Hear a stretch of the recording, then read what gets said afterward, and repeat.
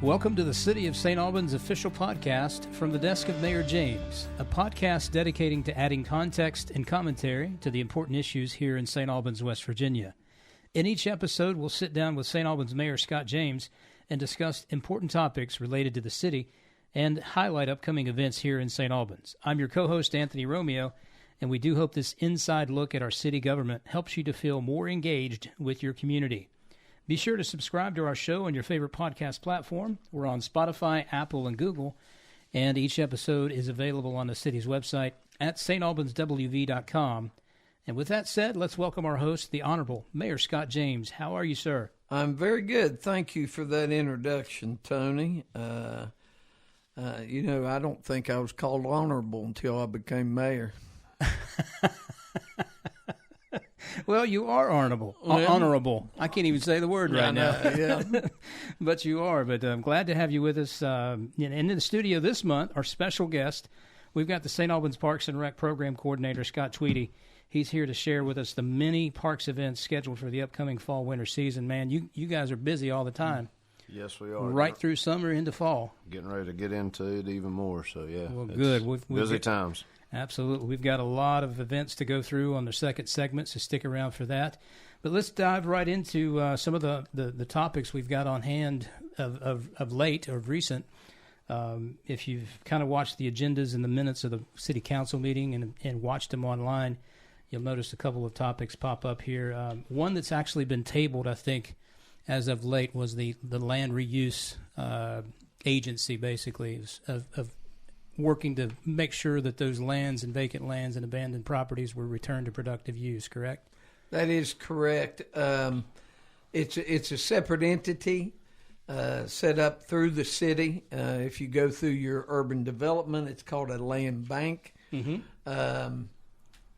The pros are it takes it out of our hands, but the cons are it takes it out of our hands. Yeah. You know, there's a couple pieces of property that I want the city to determine what's going to be done. Very true, yeah. Washington, and the junior high property for sure. Absolutely. If we can work a few things out, you know, we'll put it back up on the table. Sure. And move forward with it. But we've got to work a couple things out first. So, like you said, one of the cons, it takes it out of the city's hands, whereas you kind of lose the guidance of what to do with that property at that point from the developer or the owner or the purchaser at that point. Yeah, that is true, and that is one of my biggest concerns. Yeah. And it depends on who you appoint to the board, but there's no guarantees because they are a separate entity. Right. They have to be funded. But it's a good thing overall. There's some other advantages to it. I know at one point a land reuse agency had first refusal of tax properties. No. Now, okay. I don't know if that's still in effect. They tweak it every year. Yeah. Up at the legislature. So, but that would be a plus. So these people just come in and buy up these properties for taxes and don't take care of it. We could beat them to the draw on that. Very true. And it helps out the community as a whole because it keeps the appearance up at that point, and right. That matters. It actually absolutely matters. So we'll watch that and keep an eye on the latest developments for the land reuse agency stuff. So next on the topic list, and it's kind of come up a couple of times in city council, was the Kirk Field. As we grew up, it was Kirk Field out on St. Albans Western. So apparently, you guys are in talks with CSX to possibly obtain that land and get it better maintained and purposed based on the city, right? That is true. I got word the other day they were working up a fair market value for the property. Nice. They quoted us $40,000, which is a concern. But we also are looking at the LWCF, Land Water Conservation Fund. Okay. And it's used to upgrade recreational facilities, but also you can use it to purchase land. So, we're looking at that. Mm-hmm. There's a little bit of the ARPA money that has not been dedicated, so we've got to check on that. I know we got a quote to turf the softball field and the baseball field, infields. Sure. Up at City Park for $400,000. So, which is pretty reasonable when you go outside and talk to some other people. There, it can be as high as $600,000. So, we've been talking to the same person that did the high school field, and he does fields throughout this area. So, we just got to see what's going to happen there. And go from there. So it seems like it'd be a good thing because it does, kind of bring it under the city for, one, maintenance, two, upkeep and improvements, at that point. It does. One of the concerns I have when my kids grew up and Megan played softball, Megan and Mara played softball, Jeremy played baseball at Billy Dunn and up on the hill. The leagues took care of just about everything, all right? Now we get a call every time something goes wrong. They want the city to do it. Now, the city does cut the grass at those fields up at City Park, and they've put in new dugouts, I think, a few years back, didn't they? We fixed some bathrooms. But, see, all that used to be done by the league, the dads, the moms, the volunteers would take care of that. And so, in the process of us purchasing this, there would have to be some type of an agreement on what the city's going to cover and then what the league has to do. Yeah. Well, and two, it would probably help out in the long run to get everybody in the same room and talk about it. Yeah, and we have a couple times. The building down at Billy Dunn needs a new roof. Yeah. There's always something, and there's nothing cheap about it. So we're looking at, like I said, funding sources and see what we can come up grant-wise and go from there. Oh, great. Well, we'll definitely keep on top of that with the other issues. But one of the things that was kind of interesting to me when I was in a couple of council meetings a while back, there was not really a contempt of court ordinance. No, there wasn't. What that does, it allows the judge and the bailiff, it gives a little bit more legality and leeway to deal with disruptive people in the courtroom.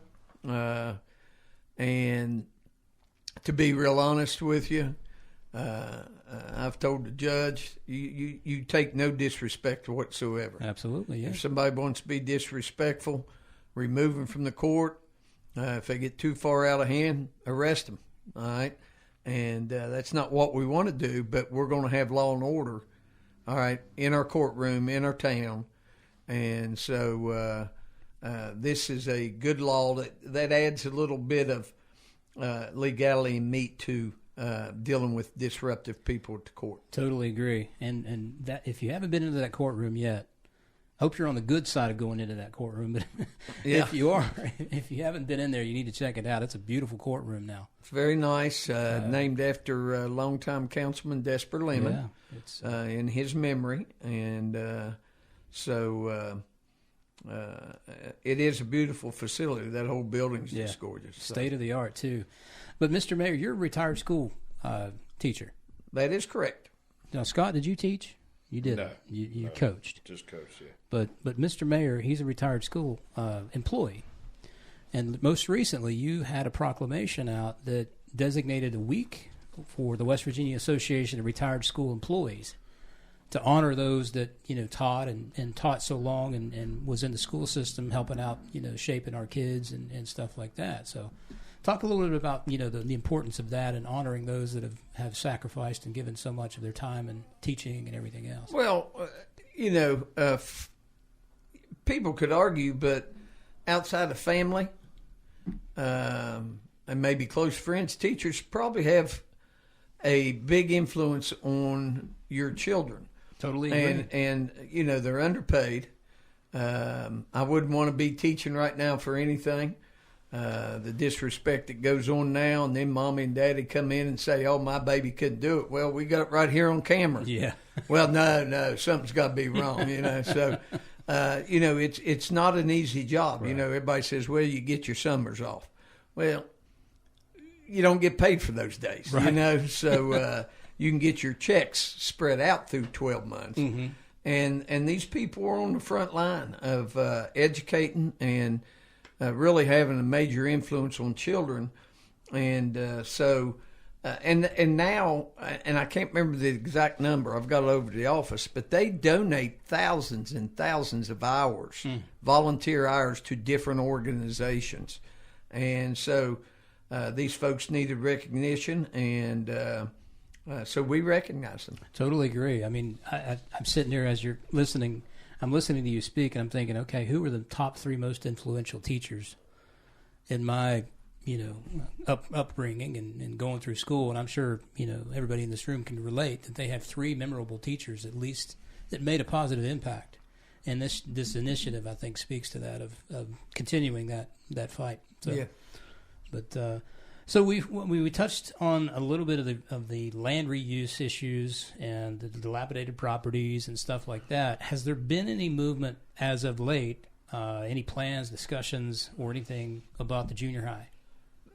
No, but it's got to be brought up, and we've got to decide on what to do. There's so many different ideas out there. Park, pickleball courts. That's a big lot if people take a look at it. And we've had mock-ups through Thrasher Engineering, and it's through a grant. We didn't have to pay for that. Right. And I've got them out in the truck, matter of fact. But they say you could get 6 lots out of that. Really? Right? Now that's a way for me. All right. Again, I attack weaknesses. All right. One of the weaknesses we have is newer housing in St. Albans. Mm-hmm. All right. We're landlocked. Annexation's not simple. Right. And so this would be an opportunity to build single dwelling homes, and that would be part of the deal when you sold the lots. Sure. No rental property. We don't need any more rental property in St. Albans. And offer some newer housing and maybe start bringing some younger couples into town. So, I mean, walk me through, say, the process of starting those discussions on an official level. Is that a committee? Is that a group? Is that, council? What's going? How does that process start? It's got to start with council. City council will have the final say on what is going to be done with that property. Sure. I don't vote unless there's a tie, and I've only had to do that one time in my 6+ years. Sure. And of course, it had to be a controversial topic, but anyway, it's got to start. We got to get it on the agenda, and just start discussing it. And it's going to be a lively debate on what to do with the property. The minimum you're going to have to pay for a park that size is probably $350,000, $400,000. Sure. We got to get funding for that if that's what they vote for. Yeah. Again, if you sell lots, you could dedicate some of that money from the sale of the lots to fund a land reuse agency when we get it up and running. True. That's an angle. Yeah. So there's a lot of options out there. Yeah. Well, it'll be interesting to watch to see what takes shape, and I'm sure that everybody's anticipating and anxious to see what can happen there. So we'll definitely keep covering the developments and the movements in that area. But man, I tell you, fall has arrived. Oh man! Not to shift gears that quickly, but just as September disappeared, here we are in fall. And I've mentioned too before we came on, the fall leaf pickup stuff hit my desk and probably hit your desk too. That's starting early. Yeah, we start at the beginning of October, which will be next week. And I wanted to talk about leaf pickup. The leaves need to be raked up to the curb in a pile. Right. All right? Not one long line, the length of your yard. but in a pile. All right.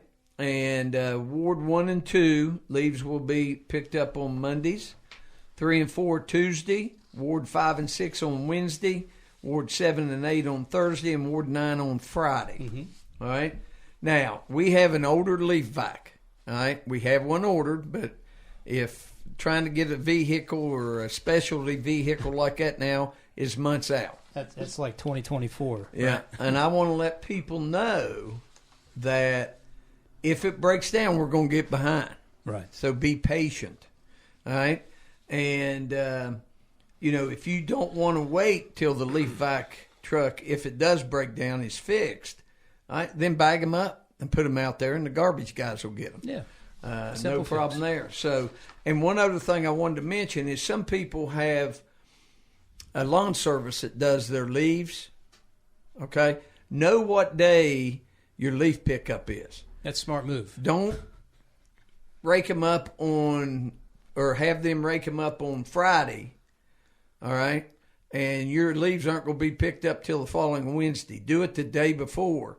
They receive nasty phone calls over this. Oh, yeah, they do. And there's no need for that. Our guys are going to do the best job they possibly can do. And not every community offers leaf pickup like that. Well, it speaks a lot from the community that we care about the appearance, yes, and the upkeep, yes, and so it's a good thing, and like the mayor said, it's one of those times of the year that we all have to pitch in and do the right thing and follow directions and get it done. Yeah, and again, I want to emphasize: if you got a lawn service doing your leaves, don't do them 4, 5, 6 days in advance. Have them come the day before the leaf day pickup, all right? And you can find on the website the days they're going to be picked up, what wards, and that way they don't blow everywhere and you don't have to call down the garage and unjustly criticize our guys. Yeah, they work their tail ends off every single day. Yes, they do. But speaking of pickup stuff, we kind of restarted a little bit of the recycle initiative. Yes. And kind of expanded what could be accepted and picked up if we follow directions as far as the sorting and the proper separation and stuff like that, correct? Yeah? Yeah, that is correct. The things that we're picking up right now, aluminum cans, beverage cans only, flattened cardboard, don't put a box out there, flatten it out before you put it out, bimetal steel, food cans and lids, aluminum foil, pie pans, pet food cans and lids, paper board boxes like cereal boxes, shoe boxes, food boxes. But one thing we don't pick up because the recycling center will not take pizza boxes. Do not put your pizza boxes out there. Mixed paper, newspaper, magazine, shredded paper, wrapping paper, soft cover books, paper bags, white colored paper, junk mail, office paper, phone books, gift tissue, catalogs. That's the type of paper we're taking. One thing that we do not take is wax covered paper that's got wax film on it. Oh, okay. Okay. All right. Because again, the recycling center will not take that.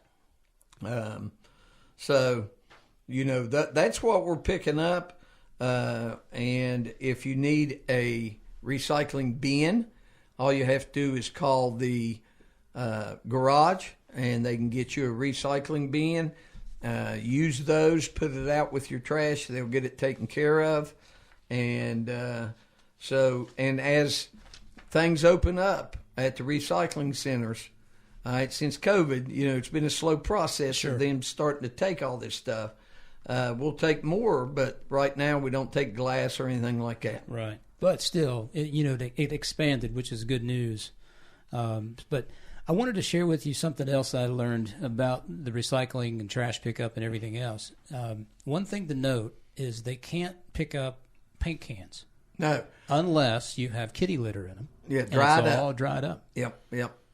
You cannot, they do not take chemicals, like Roundup or something that's left in a little bit in the bottle. They don't take paint if it's not dried up. Right.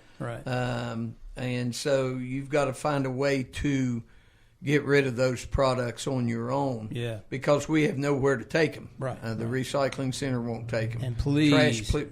Our trash dump at Sycamore won't take them. Right. I was going to say, please don't pour it out. No. In the lawn or the sewer system, stormwater drains, or anything. Lord be no. Hey, one other thing, too. We take number 1 and number 2 plastics. Oh, okay, good. Yeah, I forgot to mention that. So, no beer can. No, I'm just kidding. Yeah. No pizza boxes, no party, remnants or anything like that. I'm kidding. But still, it's an expanded initiative I think everybody should take advantage of and help out the environment, especially here in St. Albans. So, but other than that, any other topics you want to touch on before we take a break?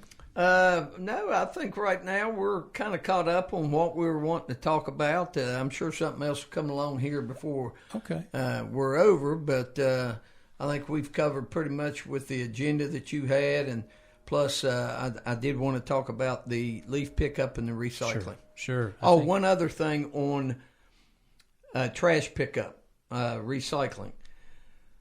They will take metal appliances, okay, but you have to bring them out to the curb, and you have to call the garage ahead of time. They do not pick up appliances except for on the extra pickup on Friday. Sure. So make sure that Tuesday or Wednesday you call the garage and you let them know that you're going to have a refrigerator out there or an old oven or something like that, and we'll make sure we pick it up. And also to kind of stack on top of that is if there's a holiday on a Monday, all pickup days are offset one day. Yeah, or Tuesday. Yeah. So, but a lot of them are on Monday, so everything's moved back and there's no extra pickup on Friday. Please remember that, people. No extra pickup on Friday if there is a day the city is closed. There you go. You heard it from the mayor.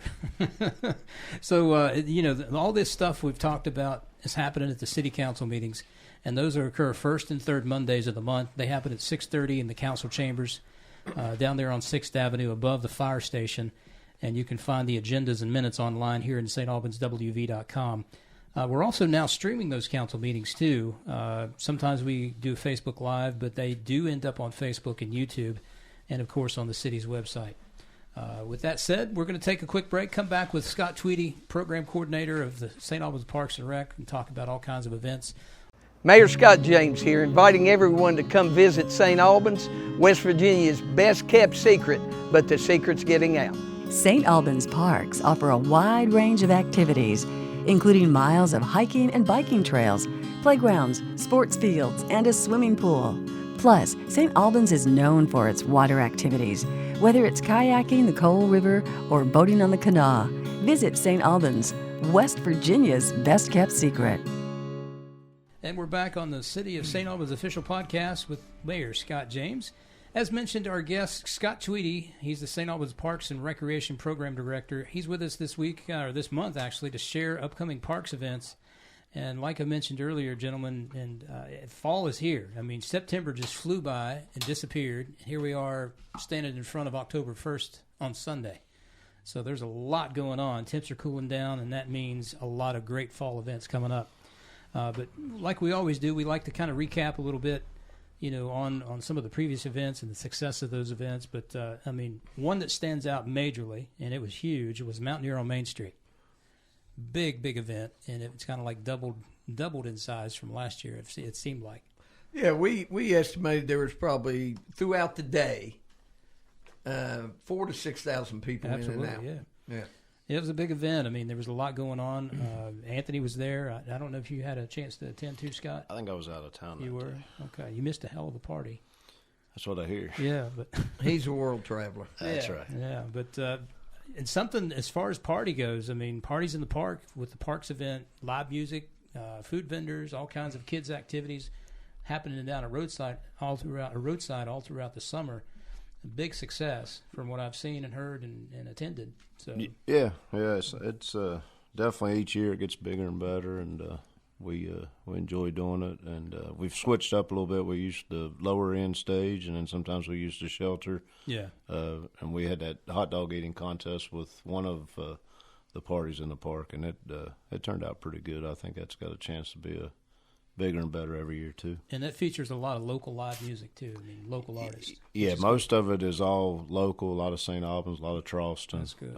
So yeah, it's a good deal. That's good. Speaking of roadside, we had a tremendous fireworks display shooting off at Roadside Park, but we had the beauty of watching it from Dick Henderson Bridge. Yes. The Labor Day fireworks. Yes, we worked closely with Nitro to pull this off, and I couldn't estimate. There were thousands of people there between the bridge and Roadside Park and over at the Kmart parking lot. And I know the police station had a family night and grilled out hamburgers and hot dogs, and everybody sat over there and watched the fireworks. And cool. They were just all up and down Route 60 and even on the other side of the river at Nitro. And it takes a lot of work. And the city of St. Albans and the city of Nitro, police, fire, public works, parks and rec, were all involved, and they did a tremendous job. I think so too, and we actually live streamed on Facebook, and it was a huge success. Had a lot of viewers and everything else throughout the whole entire display. I think it was like 30 minutes or 25 minutes or 24 minutes, something like that. Yeah. So it was a nice, good length. It wasn't over and done. It was right. A nice, enjoyable length. So, but another thing that was near and dear to the city's hearts and everything else was the Kenny Sutton fishing tournament happened recently in tail end of. Yeah, it was in September, first part of September. Yeah. Kenny, which was on the park board, who passed away a couple of years back. I think this was the third year that they've done that, and they had 32, I believe, boats that went out. Wow. And good time, and then we followed that up with some live music and had some food and some kids' activities, and it was a good day all the way around. And it was down at Sutton Landing, the most recently named. Yes, it was down at Sutton Landing, and the weather was good, and had a good turnout, and we'll be doing that again next year. So, correct me if I'm wrong. Is there a spring tournament or just a fall this year tournament? there was. We partnered with Marshall University on a fishing tournament in the spring, and then we did this in the fall. I believe next year there'll just be one. Okay. So you'll focus more on the fall one. Right. Yeah. Okay. Well, that's good. But our town has a real rich history in railroad. I mean, if you looked at the 6 degrees from separation of Collisby, Huntington to the city of St. Albans, you would see a lot of railroad history in town. One of those most recent events is happening this past weekend. Was the Rails Train Day celebration for down on the Brick Street? Yeah, down on 4th Avenue. 4th Avenue. Yeah. So, I mean, that was a big event. From what I understand, the Esquires were there and played. You had a lot of local talent. Chris Sutton did a set. I think. Who else was there? I can't remember. But I can't remember everybody. And I'll be honest with you, I had to call Adam and talk to Debbie. The Chamber of Commerce put that on. I am on that board. But I was in Huntington. I was watching Marshall beat up on Virginia Tech. What a game. Yeah, it was a great game for Marshall and WU. Absolutely. Good weekend. And then my Browns won, so they even made it better. You had a good weekend then. Yeah. All your teams won. But they said it was a great turnout. Good. The Esquires always brings a great crowd. The other local talents brought good crowds. And so it like Scott said earlier, the events that they're doing, and by the way, Scott Tweedy does a fantastic job as programs coordinator. Mm-hmm. But it keeps getting bigger and better down there at Rails Train Days. And then the C&O Historical Society, which we signed a memorandum of understanding, they've gone in and they fixed up the depot a little bit, and it was open for people to tour and check out some things. So, again, we gave away train whistles and hats to the kids. Mm-hmm. We ran out. That's a good problem to have, I guess. It is, yeah.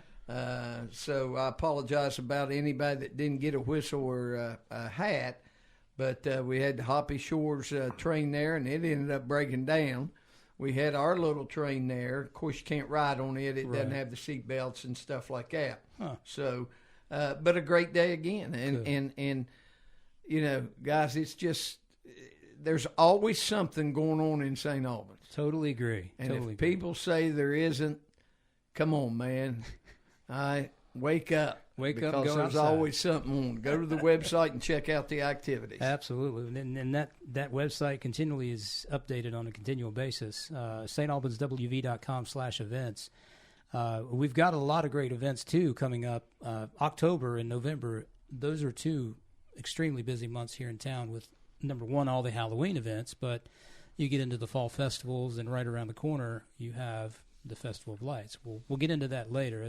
I don't want to push the seasons on us too quickly and get us scared to death. Right. Let's get through fall first. But anyway, one of the big things that's kind of happening soon, actually this weekend, Saturday, is the Jimmy Buffett tribute concert down at Roadside Park. It's the last party in the park. Last party in the park, and we kind of kicked this around, of course, with Jimmy passing away a couple weeks back. And we decided that we'd make the last one a kind of a tribute deal. So we're going to kick it off at 5, and we've got a couple of local acts, including the one who was a St. Albans Has Talent winner, nice. Riley Friend. Okay. And then at 7, we'll have a tribute band to Jimmy Buffett, and we'll have actually cheeseburgers there, kind of make the cheeseburgers in paradise type deal. So it'll be a cheeseburgers at Roadside, right? Cheeseburgers at Roadside. Well, this is paradise, brother. That's so it right. is cheeseburgers in paradise. So we'll have some music, and then the SoCal Kids Clubhouse, who we have worked with before, that does arts and crafts, is going to be there doing stuff with the kids, and she does a really good job. So they'll be there for the kids to do, and then we're going to be at the actual shelter right by the playground equipment, so the kids can go over and play on the playground. And so we'll start it at 5, probably go to about 8:30. Okay. And should be a good night. So is the foam garage going to be there? The foam garage will not be there Will for not this be one. there. Okay. Right. That's always a big hit with the kids. Yes.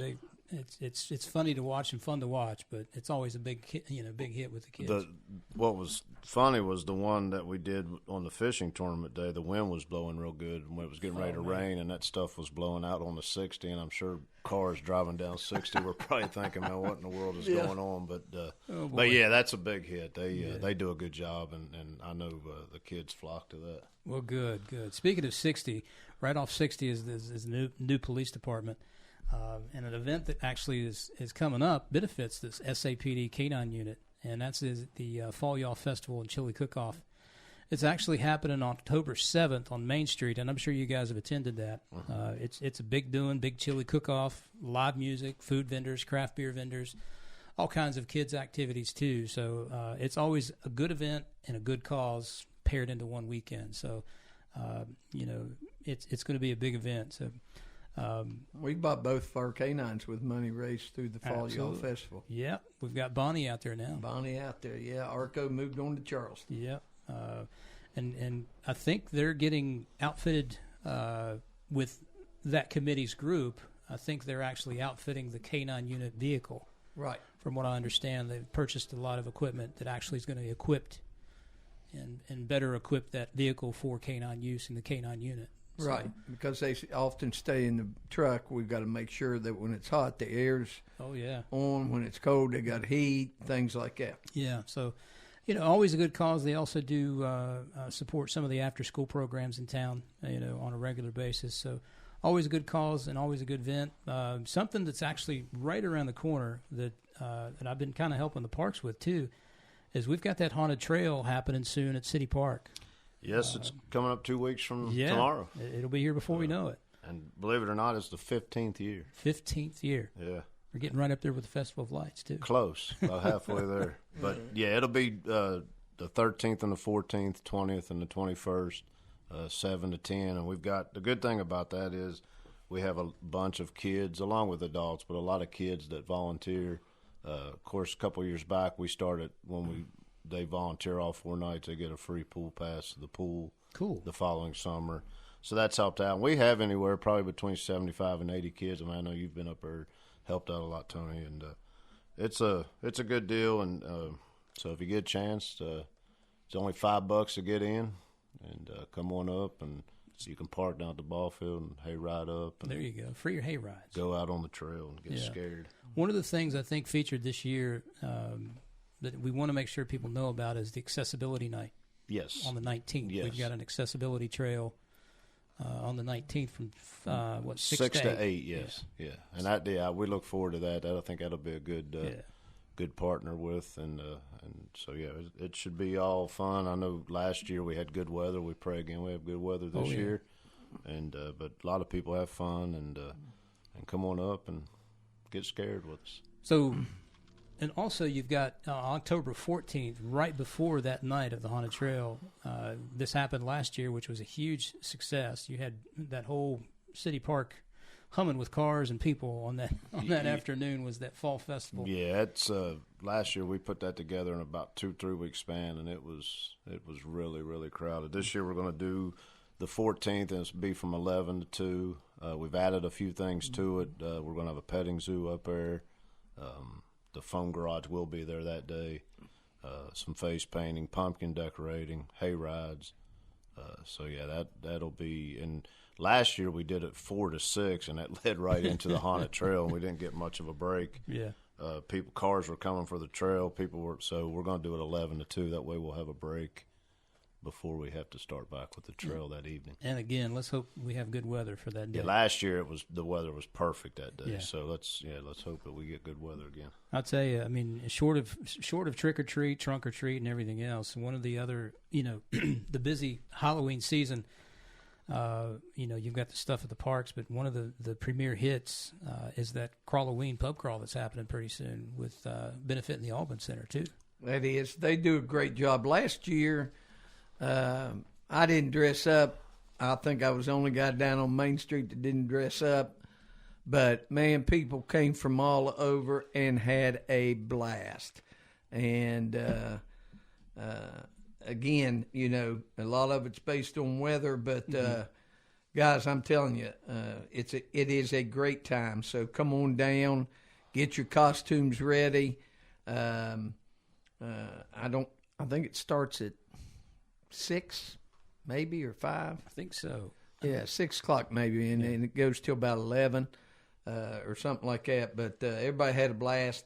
It's a good time, and people get to experience our businesses. Yeah. Be it getting food, be it drinking a cold beer, or visiting other shops that remain open there on Old Main. And it's good for our economy. And again, what we have found out is when we get them down there, they keep coming back. Absolutely. So, they find something they like and return. Yes. So correct me if I'm wrong, there's actually a ticket or a fee involved in that event. There is. I understand, yeah? Yes, yeah. They do raise money. It goes to scholarships for the Albans Arts Center. I think this year they might be utilizing some of it to fix some things up around the Albans. So I don't know the exact fee. I'm not on that committee, but it's on all of our social media pages. The City of St. Albans, the mayor page. They very well might have their own page. I'm not for sure. Yeah. And I'm sure our website will have information on it also. Yeah, shortly. Yeah. I need to get all the information and get it out there. But, always a big hit happening on Main Street. Something else that just was such a huge hit last year, too, Trunk or Treat. We're having that again October 28th at Maranatha. What a great partner they were. They were. And I'd say it'll probably be going on about every year now. But, we moved the times this year. It's 4 to 6. Mm-hmm. But, that's another big event. And I know last year it was slammed. We ran out of candy, actually. Yeah. We're going to have to reboot the candy thing.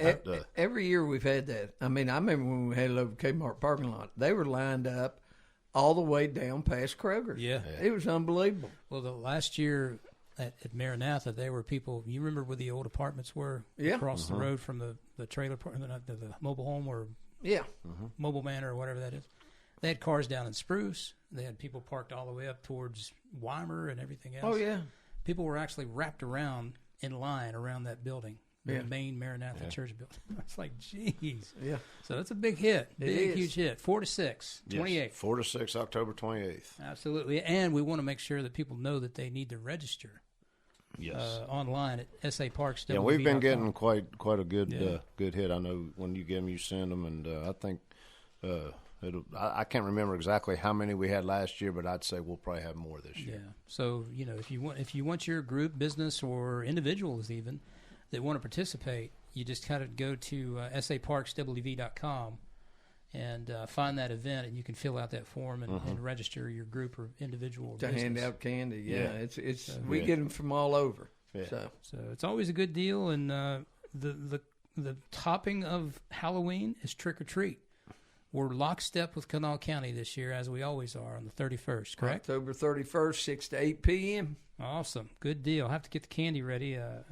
It's kind of quiet on my street. We may have one or two, maybe one, but still. You have to do it. We don't have a lot up on there where I live. I guess they don't want to walk up the hill, but we often will just leave a bowl of candy out, and I'll go out with the grandbabies. There you go. Always going to have a good time here in Halloween time. But I just wanted to extend a quick thanks to Scott. Thank you so much, man, for coming in and sharing all the Parks and Recs events with us. And, of course, you can find the Parks and Rec online at saparkswv.com, or you can look them up on Facebook under St. Albans WV Parks and Rec, or Parks and Recreation. Parks and Recreation. Yeah, so you can check them out on Facebook. And like I mentioned before, we do update all the city events as much as we can on stalbanswv.com/events. And you can find an updated interactive calendar that you can actually download and subscribe to and get notifications for. So kind of cool. Any closing remarks, Mr. Mayor? Well, no, I'd just like to thank you and Anthony. You know, Anthony's a relatively humble person. He doesn't talk much about the awards that TDC has won. Oh, boy. And he does a hell of a job as our producer, but also producing other shows. He does. They do a good job. I can't remember the exact award they won, but they did get recognized for that. And great job there, Anthony. And Tony, thank you so much. I love doing this. I love coming here. It's just a grand opportunity to talk about my favorite place, city of St. Albans. Absolutely. Totally agree with you. Scott? Just thanks for having me, and hopefully come over this coming Saturday to spend a little time with us on the Buffett, and then all the stuff going on in October, and then, like you said earlier, before you know it, we'll be back to talk Christmas lights. I tell you. Yeah. It'll be here before you know it. Anthony, any last remarks or chime-ins or anything like that, man? No, just thank you to the mayor for recognizing that. That was Congratulations on that, buddy. Yeah, that was a pretty big deal for us, considering we're not really radio people. So well, and you get to hang out with your best friends too. You know, Avon and get the guys in here. But it was West Virginia Broadcasters Association Award. I think it was the best network long form radio show. Oh wow! So it has to be on more than 5 radio stations, and it has to be over a half hour. Right. Cool. So that was a surprise. We were actually at the show, and we had hosted a hospitality suite. We were doing some smoozing, and they said, "Are you going to stick around?" I said, "No, we won't beat such and such and such and such." And so I was like, I'm going to go home and watch the Lakers. And they called and said we had won. So it was a pleasant surprise. Yes, very good. Excellent. Well deserved. Yeah, absolutely. Well deserved. And everybody here, thank you so much for your camaraderie and assistance and everything else on making this show happen as well. So, but with that said, we want to thank you for joining us for the City of St. Albans podcast from the desk of Mayor James. And we hope this inside look at our city government and upcoming events helps you feel more engaged with your community. We appreciate your support for our efforts to make St. Albans a thriving community for all. And be sure to subscribe, like, and share our podcast on your favorite podcast platform and on social media. Our podcast episodes are also available on the city's website at stalbanswv.com/podcast. And thank you again for listening, and we'll see you out and about in St. Albans.